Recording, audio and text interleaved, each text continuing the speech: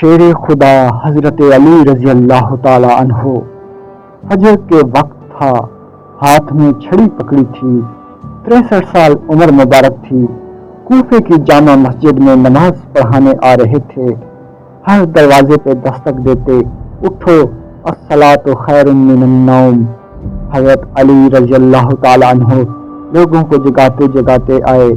جب مسجد کوفہ میں پہنچے تو ایک بدبخت خنجر چھپائے کھڑا تھا، اس نے حضرت علی رضی اللہ تعالیٰ عنہ کو خنجر مارا۔ جب خنجر نکلا تو فرمانے لگے، رب کعبہ کی قسم، میں کامیاب ہو گیا، میری زندگی دین کے کام آ گئی، میں کامیاب ہو گیا۔ حضرت علی رضی اللہ تعالیٰ عنہ کی داڑھی ساری لہوؤں سے بھر گئی۔ شیر خدا فرمایا کرتے تھے، ایک دفعہ میں بڑا بیمار ہوا، میرے سے اٹھ کے کھڑا نہیں ہوا جاتا تھا۔ حضور صلی اللہ علیہ وآلہ وسلم تیمارداری کرنے آئے تو میں نے کہا، یا رسول اللہ صلی اللہ علیہ وآلہ وسلم، پتہ نہیں بچوں گا یا نہیں۔ حضور نے فرمایا، علی نہیں، تو اس وقت دنیا سے جائے گا جب تیری داڑھی لہو سے رنگین ہو جائے گی۔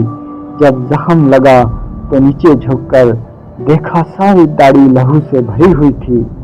جامع مسجد کوفہ میں حضرت علی رضی اللہ تعالی عنہ نے سر سجدے میں رکھا اور اسلام کی تاریخ کا وہ شخص جس شخص نے بچپن سے لے کر جوانی تک، جوانی سے لے تک بڑھاپے تک دین کے لیے قربانیاں دیں، قربان کیا، اور جاتے جاتے امام حسن اور حسین کو وصیت کی کہ بیٹا، جینا اسی کا ہوتا ہے جو دین کے لیے جیے، بیٹا مرنا اسی کا ہے جو دین کے لیے مرے۔